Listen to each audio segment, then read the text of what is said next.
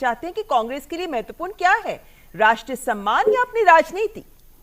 देखिए, देश का सम्मान सर्वोपरि है और यह शशि थरूर जी का निजी बयान है और पार्टी से इत्तेफाक नहीं है। जहां तक कोविड प्रबंधन में खामियों की बात है, इस बात को लेकर राहुल गांधी जी भी कह चुके हैं कि कोविड को लेकर जो तैयारी सरकार द्वारा की जानी चाहिए थी, जिस तरह से राहुल गांधी जी बार बार सरकार को आगाह करते रहे, उसमें यह सरकार फेल रही है। आप देखिए, हमारे देश में डॉक्टरों की जो मृत्यु दर है कोरोना से होने वाली, वो 16% को जाकर क्रॉस कर गई है। तो सरकार की लापरवाहियां हैं। नहीं नहीं, आप जो आंकड़ा बता रहे हो, आपके इस आंकड़े से तो विश्व भी इत्तेफाक नहीं रख रहा ना विजय जी। जब हम बात करते हैं कि हमारे विजय जी एक एक मुद्दा करके उठाते हैं, आपने जो बात कही हमारी स्वास्थ्य दर और हमारे मृत्यु दर कितनी कम है या स्वास्थ्य दर कितनी बेहतर है, ये तो आंकड़े ही दिखाते हैं। और आंकड़े ये भी दिखाते हैं कि विश्व के इतने बड़े बड़े देशों से भी बेहतर है हमारी स्वास्थ्य दर। फिर आप इस आंकड़े पर कैसे सवाल उठा सकते हैं? मैं भाजपा के नेताओं से केवल एक बात जानना चाहता हूं कि भारत सरकार का कहना है कि अभी तक हमारे देश में वुहान वाले वायरस का पेशेंट नहीं मिला है। तो सबसे पहले तो भाजपा सरकार ये स्थिति स्पष्ट करे कि आखिर देश में कौन से कोरोना वायरस का इलाज चल रहा है। ये खुद भारत सरकार का बयान है। लेकिन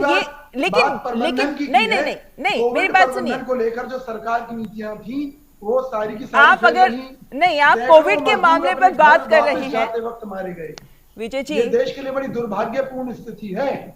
बहुत से लोग, आपने देखा होगा, मजदूर पटरियों पर उनकी रोटियां बिखरी पड़ी थी। आखिर किस देश में हम? आज हमारे देश की जीडीपी कहां से कहां पहुंच गई। अच्छा ठीक है, आपकी राय अपनी राय हो सकती है विजय जी। एक सवाल आपसे पूछना चाहूंगी विजय जी, जवाब देने दीजिए विजय जी। एक सवाल आपसे पूछना चाहूंगी, आप जो भी बातें कर रहे हैं इनको मैं दरकिनार करते हुए आपसे सिर्फ एक सवाल जानना चाहती हूँ। देश की समस्याओं को पाकिस्तान के मंच पर जाकर उठाना, ये कितना सही मानते हैं आप? क्या मैं एक सवाल और जोड़ सकती हूँ? कांग्रेस पार्टी के शशि थरूर का निजी बयान है, उन्होंने देश के खिलाफ कोई गलत बात कही है तो भारत सरकार को उनके खिलाफ कार्रवाई करनी चाहिए। अच्छा, पार्टी इस मुद्दे पर उनके साथ नहीं है। अगर कोई भी पार्टी का कार्यकर्ता या नेता देश का अंतर्राष्ट्रीय मंच पर अपमान करता है तो देश के कानून के तहत उसके खिलाफ कार्रवाई होनी चाहिए। तो ऐसे में ये तो बहुत बड़ी बात कही है आपने विजय जी। क्यों ना हो, क्योंकि वो पार्टी के प्रवक्ता नहीं है, इस मामले में अधिकृत नहीं है कि देश की जाकर अगर कहीं किसी मुद्दे पर वो अपनी निजी राय रख रहे हैं और उसे पार्टी की राय समझा जाए तो इससे इत्तेफाक नहीं रखती पार्टी। पार्टी का सीधा से कहना है, अगर उन्होंने अंतर्राष्ट्रीय स्तर पर देश की कोई बेइज्जती की है तो देश के कानून के तहत उनके खिलाफ कार्रवाई होनी चाहिए।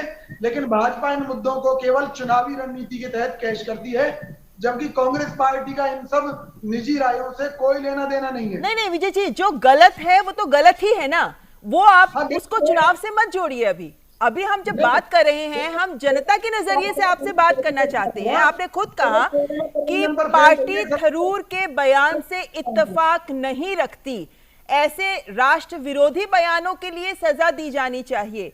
तो क्या ऐसे बयानों के लिए हमें पी चिदम्बरम को भी के लिए भी आप यही बात कहेंगे? क्योंकि 370 को लेकर कानून में जो भी संशोधन हुआ वो संसद के पटल पर हुआ, वो उसको असंवैधानिक करार दे रहे हैं। मणिशंकर अय्यर जब जाकर पाकिस्तान में कहते हैं कि अरे पाकिस्तान की नीति तो कहती है कि आप डायलॉग करिए, भारत की नीति ऐसा नहीं कहती है। राष्ट्रविरोधी बयान वो वहां जाकर देते हैं। आपको लगता है उनके भी खिलाफ ऐसा ही एक्शन होना चाहिए? राहुल गांधी डोकलाम विवाद सीमा पर हो रहा है और वो चीन के राजदूत से मिल रहे हैं, राष्ट्र का सम्मान तो वो भी नहीं कर रहे हैं। नहीं, देखिए, चीनी राजदूत से मिलना एक अलग मुद्दा है, देश को के संदर्भ में कोई बयान देना अलग मुद्दा है।